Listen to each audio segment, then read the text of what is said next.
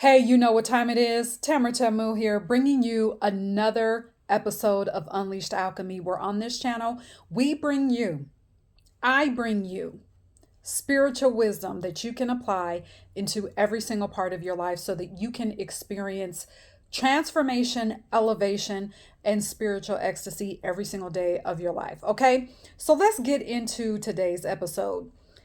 The title of this is The Voice of God Can Never Be Unknown to You. Why? We're going to answer that question. Before we get to that, I want to tell you that from now until the end of this year, I will be opening up my schedule to provide spiritual coaching one-off sessions. All right, now these sessions are different from the 12 session package that I currently offer.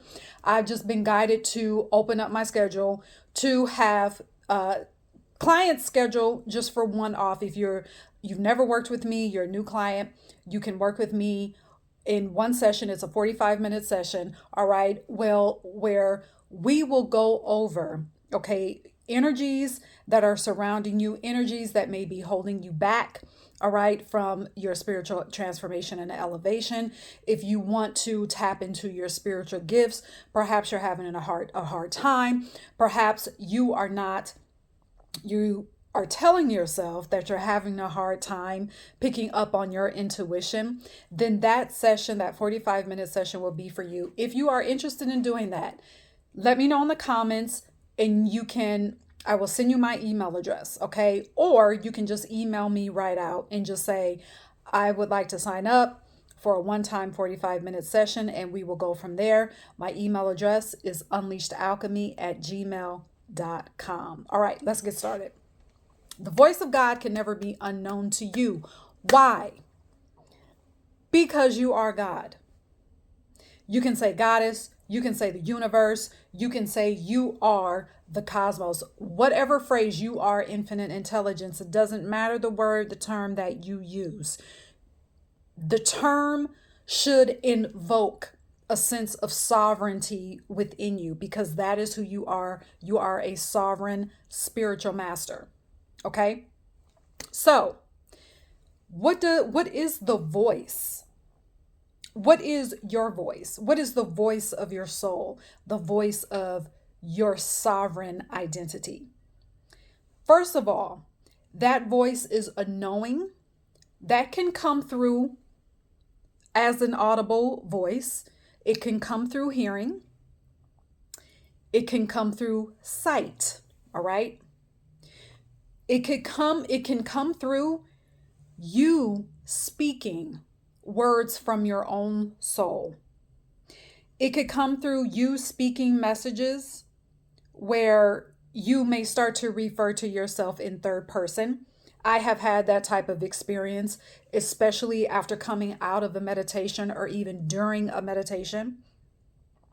It can come in a way where you're speaking a vision that you have never had before. And it's not a vision that it's forced, but it is something that as soon as you open your mouth, the words just begin to flow from you. That is an aspect of intuition, okay? Also, the voice, which I just said is an aspect of intuition, it is a feeling that you can have within your body to take a certain action. And you find yourself taking this action even before thinking about it. Even before your ego gets in the way and causes you to overanalyze the action that you've been moved and influenced to take. Okay? Why am I bringing this up? Because you are saying, you've been telling yourself that you're trying to know your intuition. And you're asking, well, how do I know if my intuition is my intuition? You are probably in a situation or in a space in your life where you don't want to question whether your intuition is your intuition anymore. You're tired of doing that. You want to be sure and you want to be confident. That is why I'm bringing this up now. The focus, one of the priorities that I feel is not just for me, but if you consider yourself to be a spiritual master an alchemist, a magician. One of the things that you need to be focused on right now is really honing in on your intuition. And from this moment forward, never questioning it again. Okay? Being sure, as a spiritual master, you are sure.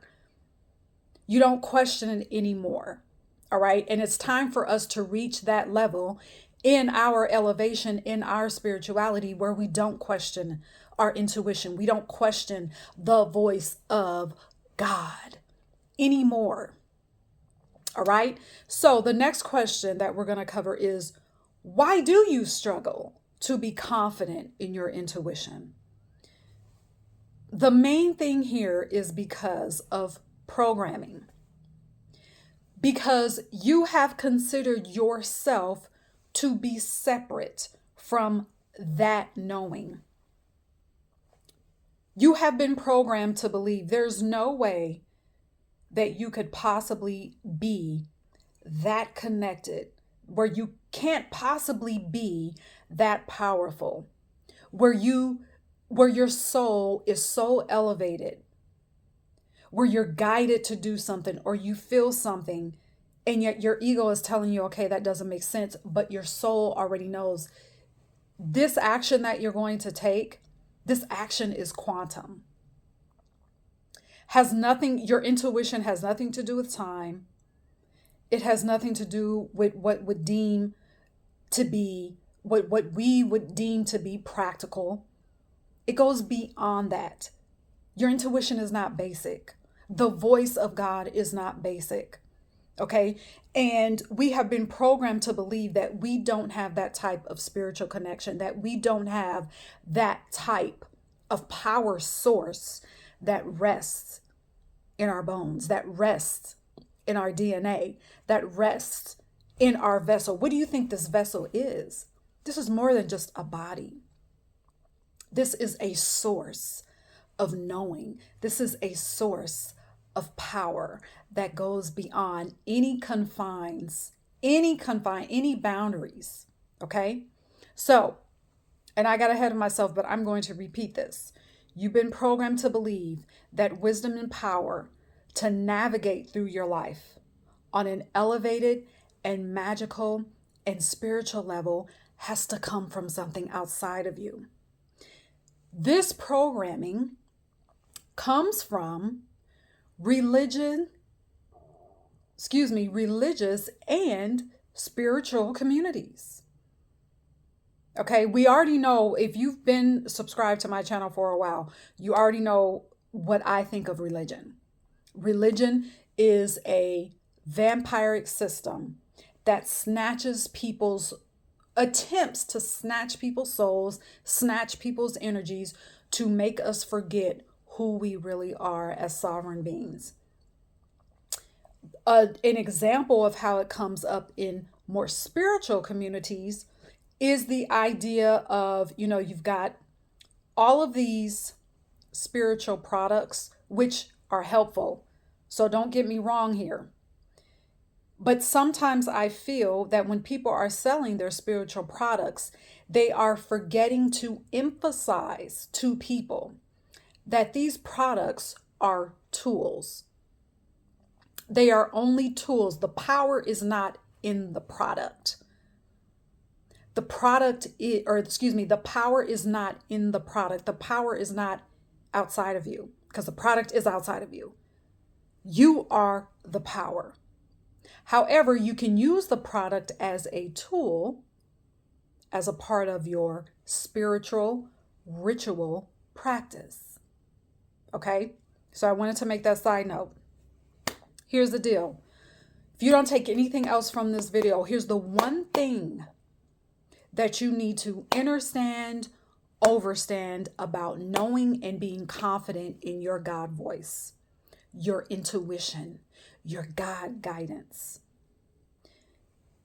First thing, you have to trust that your intuition has nothing to do with the outcome.